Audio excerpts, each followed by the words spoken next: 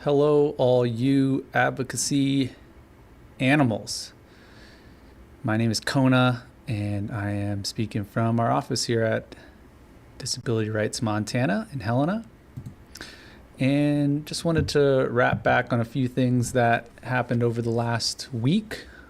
Our office started our fiscal year last week, October 1, and we are excited to hit the ground running. So, a couple of things that happened last week include the Week Without Driving, National Non-Driving campaign to bring awareness to non-drivers and the troubles, issues that arise when you can't drive yourself. A non-competitive RFP put out by the Department of Health and Human Services here in Montana, and then also some ongoing efforts at gathering data to construct a state Olmstead plan. And so, to just touch on a few of these things for the week, to start with, let's go over the Whitefish pilot. I did publish our press release about the National Week Without Driving, and we had some coverage as well on the KTVH here in Montana. And really, the Week Without Driving, like I said, it's a challenge for primarily for people who can drive. If you're already a disabled non-driver, this is information you already know and an experience you already have. So it really is a challenge for non-drivers to take the week, to have taken the week and try to go about your week, your day, all your obligations without driving yourself. That could mean asking for rides, taking public transportation, using an active transportation method like walking or riding a bicycle, any of those means. So if you participated in the Week Without Driving, let us know. If you're a disabled non-driver, let us know that too. Transportation is certainly one of the core a core piece of a community that really actualizes what I would consider tangible, real community. It's more than just showing up or some collectivism on your local Facebook page or what have you. It really does mean that we have to move at a similar pace to others in our community, and sometimes that means slowing down to give someone a ride. So, Week Without Driving is something that takes place once a week, in once a year for a week, but you can try this at any week of the year. So pick a week, maybe don't think too much about what's going on in that week, and give it a try. So if you tried it this last week, let us know, and if you're going to try it in the future, let us know that too.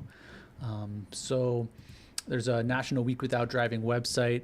You can sign up here, and also if you're looking to organize a challenge yourself next year, you can reach out to these folks, and they'll be able to give you some assistance.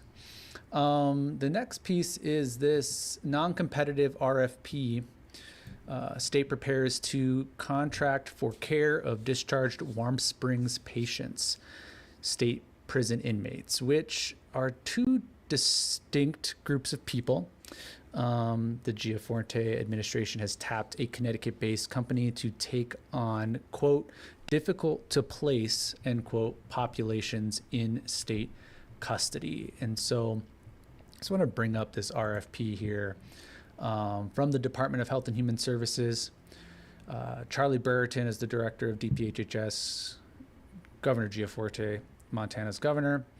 So September 27th, a couple of Fridays ago, the Department of Health and Human Services and the Department of Corrections are considering an intent to sole source with Eye Care Management LLC to provide a community nursing home level of care for a, quote, difficult to place population.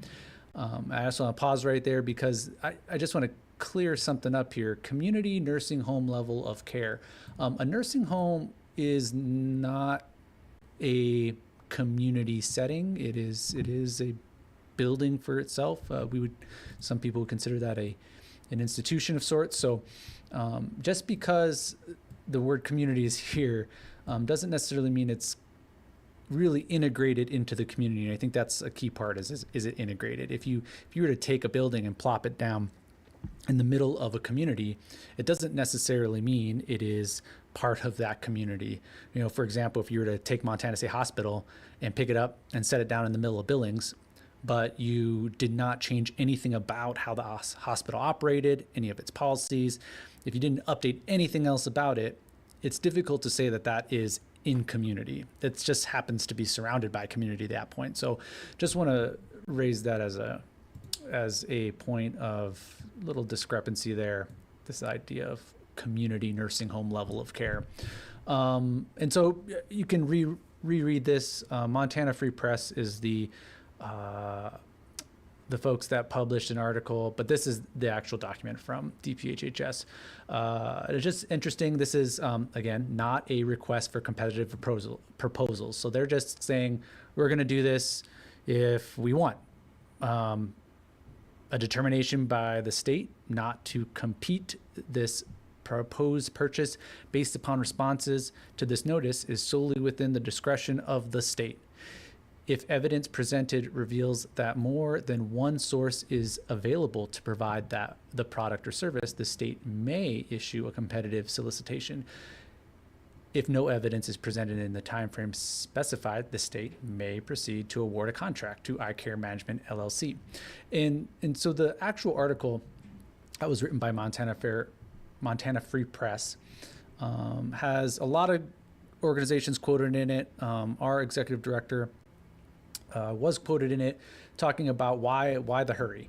The need to discharge people with chronic co-occurring dementia, brain injury, and intellectual disabilities who are no longer benefiting from whatever substandard treatment the hospital has to offer is long-standing.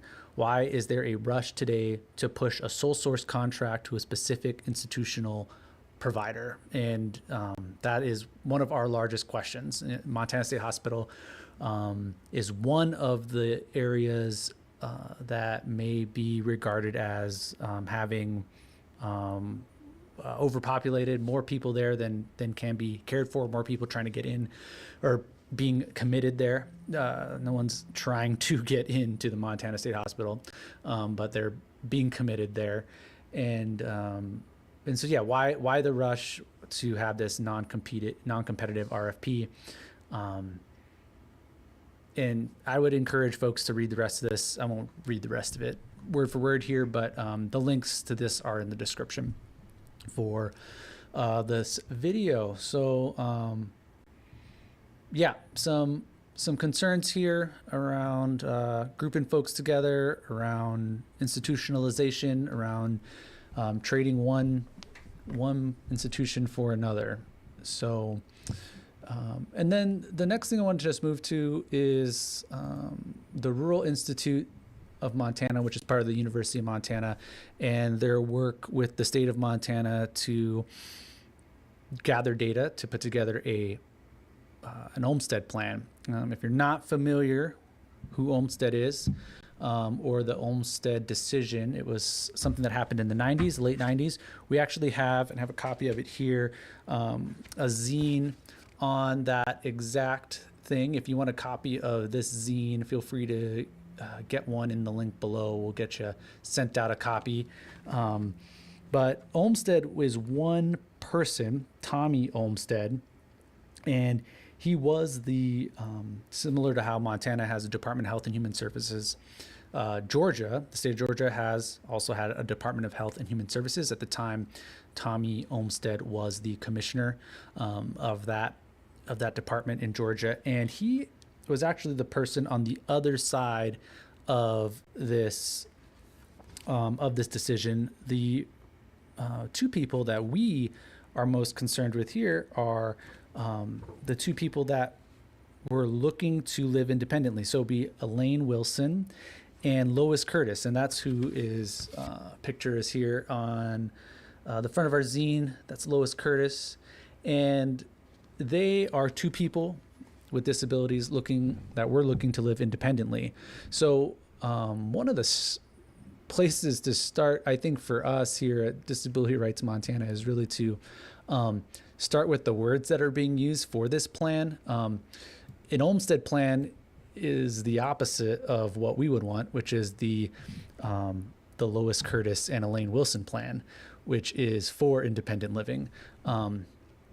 So that'd be a great place to start. But in lieu of just changing the name and understanding who the players are in that decision, is a lot of opportunity for Montanans to participate in getting the Rural Institute information on what you individually think should go into this plan. So I'm going to refer to it as the Curtis Wilson plan for now, but the Curtis Wilson plan is a state's plan to keep people with disabilities living where they want. So some self-direction, some self-determination of living where you want. Like most people without disabilities can decide that. Folks with disabilities don't always get to decide those things. And as a reminder, this decision was in the 90s. And so one of the hurdles, I think, is to deliver to this 1999, I think, 1998, 1999 decision, a answer that is a modern answer, a 2024 answer, a 2025 answer, a 2035 answer. What are those answers to living independently? And there's a big technology leap that's happened from then. Many other economic changes that have happened since the late 90s. So we really do need to look at what does independent living look like for people with disabilities today and forward, and not necessarily in the 90s. And so the important part about this website for individuals in Montana, if you scroll down, and this link is also in the description, if you scroll down, there's a timeline of how they've planned this out in spring 2024, which was earlier this year. They started a little kickoff meeting. Right now we're in fall, where we are able to participate in giving information to the Rural Institute. Last Friday, I was at a meeting in Helena, Montana at the Lewis and Clark Library here in town, and it was a focus group just for this. Two folks from Montech, Julie and Maddie, were hosting the event and moderating that focus group, and I think we had a great conversation with some of the folks that were there. But if you want to participate, click the link in the video description, and then you can scroll down to how to get involved. And folks were able to involve both in-person, hybrid, and fully virtual meetings. The next one is a virtual one, which is tomorrow evening at 6 p.m. And it's for a specific geographic area. So if you're living in Lewis and Clark County, Powell County, Granite, Deer Lodge, Silverbow, Jefferson, Broadwater, Marr County, you can sign up for this and have a focus group discussion with others in your community around the Olmstead plan. Excuse me, I've already made a mistake. The Curtis Wilson plan. And so, if you are unable to make it to an in-person meeting, there are virtual options. There are hybrid options. It looks like out east, Miles City, Rosebud, Prairie, Webo, Fallon, Custer, Carter, Powder River, and Treasure counties. They're going to be having a meeting at Miles Community College, but it's going to be hybrid, so folks can participate virtually as well. So across the state, the Rural Institute is getting out, trying to gather data. So please go ahead and if you have the time, the opportunity, and the resources, join one of these meetings. If not, I do believe that they'd be able to take written suggestions as well. These are just virtual. But if you wanted to contact folks, I do believe there is some contact us information on this webpage as well. So that is all we've got this week. If you have any questions at all, let us know. We are on all the major platforms. Follow us: Instagram, Facebook, X, and here on YouTube, where we'll be doing a lot more live streams and some podcasts and getting some folks around the disability community in Montana, up in front of you to watch. So we've got a lot of exciting things coming. And one thing that we didn't talk about real quick is, since we did start our fiscal year, we do have some new priorities and objectives going into the fiscal year. So if folks receive services from us this last year, some of our directives from our board have shifted a bit, and we're focusing on a few different things. If you still have questions, we're still a great place to call. If you're a person with a disability, or you are a family member or friend of someone with a disability and you're looking for information, don't know who to call, we are can always be an excellent hub of information to get you to where you need to go, and hopefully try to stop any referral loop that you may be caught in trying to find information. So we'll try to get you to where you need to go and get you the information you need. But yeah, if you have any questions, disability related, give our office a call. We'll either be able to help you out or get you where you need to go. If you would like a zine, link in the description below. Participate in the Rural Institute's data collection, and give Week Without Driving a try. Even though that was last week, you can try any time. So this has been great. Thanks for hanging out with y'all, and we will catch you soon. Bye.